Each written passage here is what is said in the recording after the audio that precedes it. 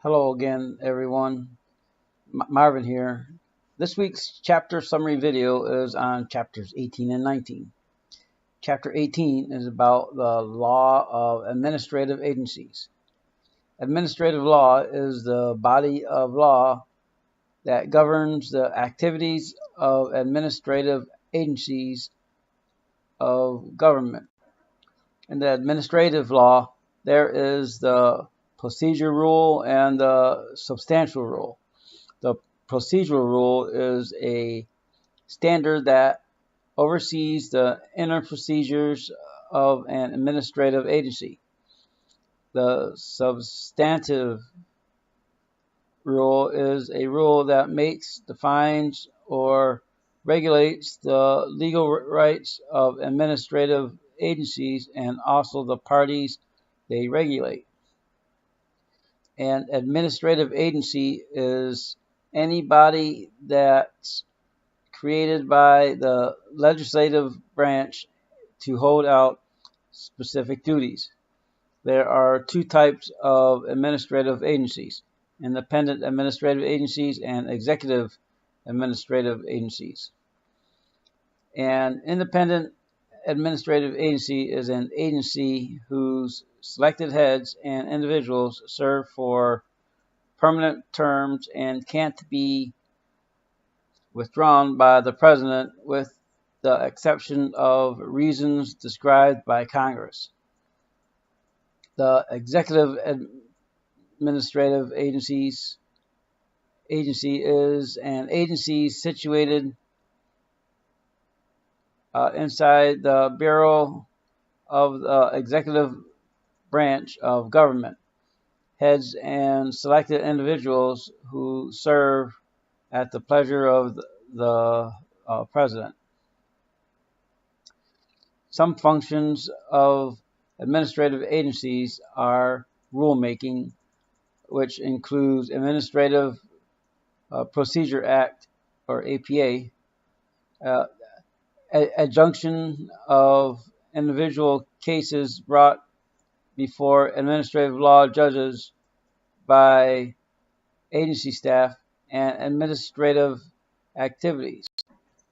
The APA governs internal procedures of administrative agencies, including how they interact with the public.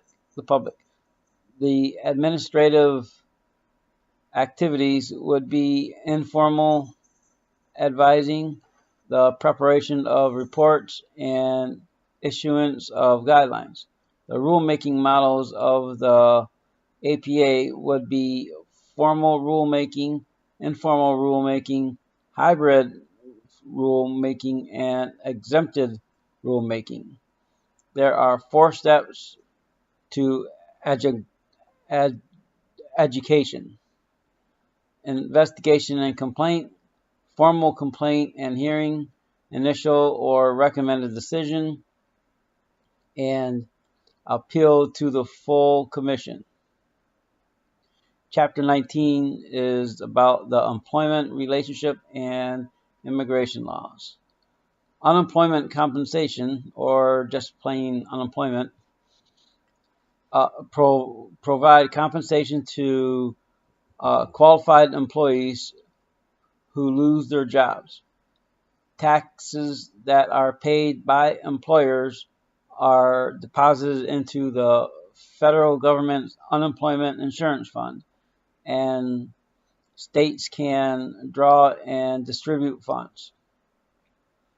Unemployment does not cover employees who were fired with just cause or who voluntarily quit.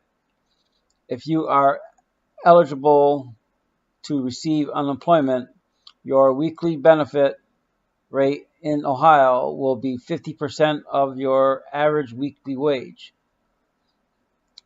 during the base period. The most you can receive each week is $424. The least you can receive is $118 each week. As always, the eligibility standards are different in all states. Consolidated omnibus Budget Reconciliation Act of 1985, or COBRA, is a law passed by the U.S. Congress on a reconciliation basis and signed by President Ronald Reagan that mandates an insurance program which gives some employees the ability to continue health insurance coverage after leaving employment or hours have been reduced where the employee can no longer be eligible for benefits. COBRA lasts up to 18 months or 29 months for someone who is disabled and requires paying premiums for the policy plus up to 2% administration fee.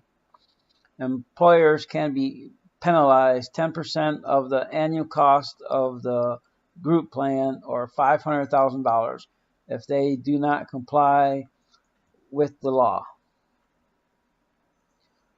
Workers' compensation, or workman's comp, is a form of insurance to cover medical expenses, lost wages, vocational rehab, and survivor benefits following work-related injuries or occupational illness. Depending on the laws in different states, the employee may likely be eligible for regular time loss compensation benefits if they are unable to work as a result of their injury. The amount the employee could receive is a percentage of their wages at the date of injury. In many states, the percentage is 66 2/3%. Family and Medical Leave Act of 1983, or FMLA, is a federal law that lets covered employees take extended time away from work to take care of certain family members or medical needs. FMLA provides certain employees with up to 12 weeks of unpaid job-protected leave per year. It also requires that their group health benefits be maintained during the leave. It also strives to accommodate the legitimate interests of employers and promote equal employment opportunity for men and women. Many states have similar laws that may provide additional coverage above and beyond what is outlined in FMLA.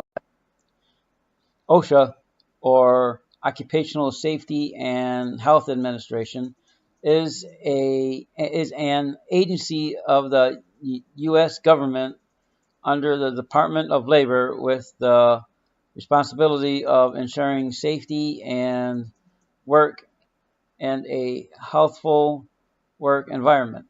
OSHA's mission is to prevent work-related injuries, illnesses, and deaths. Employers are required to hire only legal U.S. citizens and authorized non-citizens. Form I-9 is used for verifying the identity and employment authorization of individuals hired for employment in the United States. All U.S. employers must ensure the proper completion of Form I-9 for each individual they hire for employment in the United States.